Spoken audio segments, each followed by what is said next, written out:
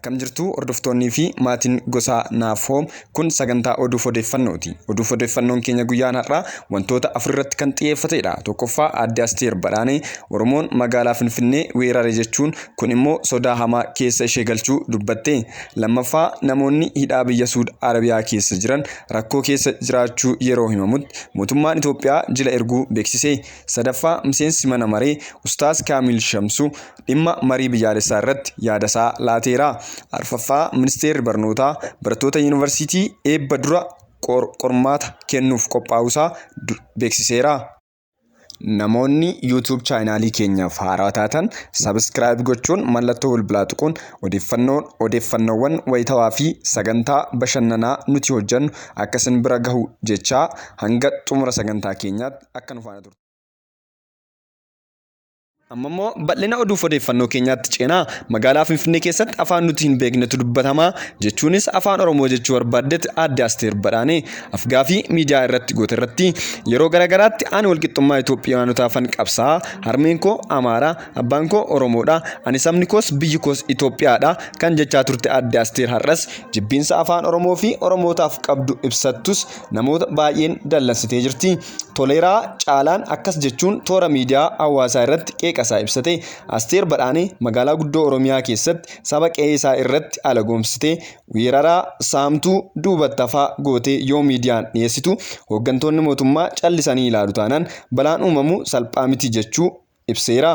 Jechoota ishee irraa kan hubannu Itoophiyaan isheen baantu kan afaan takka dubbattu kan aadaa takka hordoftu ta'uu ifatti hubachuun danda'ameera. Kun ammoo abadan jabana keenya keessa hin ta'u. Oromoonis ardaa isaa irratti yeroon halagoomee jiraatu ni dhumataafiin xiinxallii keenya.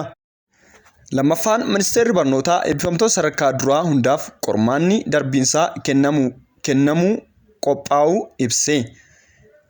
Yuunivarsiitiiwwan dhuunfaas ta'ee kan mootummaa qulqullina barnootaa sadarkaa barbaadamuun fiduuf qormaata darbiinsaa eebba dura akka kennuu qaban kan beeksise ministeerri barnootaa marii qooda fudhattoota waliin taasise irratti xiinxallii keenyaan qulqullinni barnootaa bu'uura irraa fooyyessuuf xiinsammuu dhalootaa irratti hojjechuu carraa hojii namoota barataniif laachuu fi galteewwan baruuf barsiisuuf gargaaru guututu dursaan mil'annaa keenya.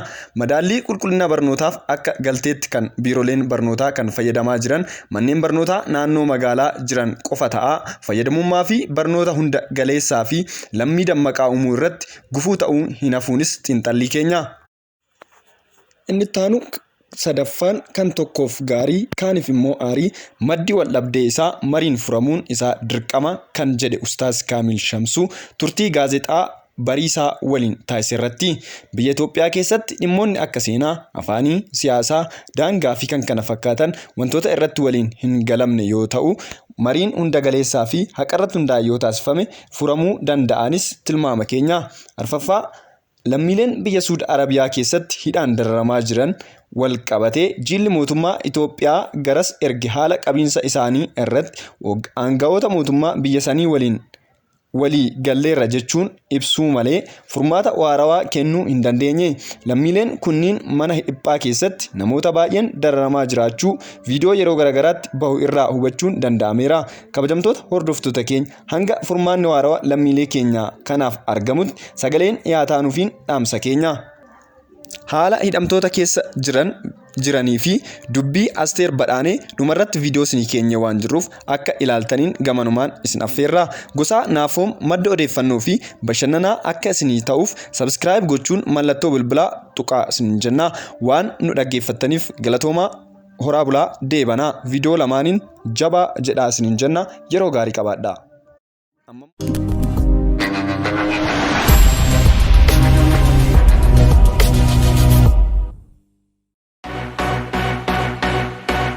አዲስ አበባ ማለት ነው ሙሉ ከተማዋ ፓርኪንግ የሚባል ነገር አለ። ህገወጥ ፓርክ ህጋዊ ሆኖ መጥቷል እና በጣም ከገጠር የመጡ ልጆች ናቸው የሚያስቆሙ። እርግጠኛ ሆኜ የምነግርህ መኪና ነርተው መንገድ ላይ መኪና አቁመ የሆነ ፖሊስ ነው አስቆሞ በቋንቋ እንኳን የማትግባባው ያመናጨቀ ብዙ ነገር እንትን የሚል ለመጀመሪያ ጊዜ አንሴፍ የሆነ ስሜት ተሰማኝ። ታክሲ ረዳት አካባቢ ስርዓት የሚያስከብሩት እና ተወረናል ማለት ትችላለህ። ተወረናልና ለመኖር አስጊ ደረጃ ደርሷል የአዲስ አበባ ህዝብ። የትም ቦታ ብትሄድ ማለት ነው የሚያጋጥምህ ባይተዋር የሆነ የአዲስ አበባን ህዝብ ስነ ልቦና የማያቅ በዛ ላይ ከተማ ጠልና የከተማ የከተማን ሰው እንደ ጠላት የሚቆጥር ነው። የትም ቦታ ሄደህ ከማንም ጋር መግባባት አትችልም። ሰው በሀገር ልጅ ይወረራል። በገዛ መኖሪያ ተሳቀህ የምትኖርበት ሁኔታ ነው ያለው። ስትወጣ ስትገባ ተሳቀህ የምትኖርበት ሁኔታ ነው ያለው። ምንም የከተማውን ህዝብ ስነልቦና የሚያውቅ ሰው አይደለም። ከቀበሌ ጀምሮ መንገድ ላይ ሁሉም የሚያስተናግድህ ኢቭን ሁሉም ቦታ አሁን በተለይ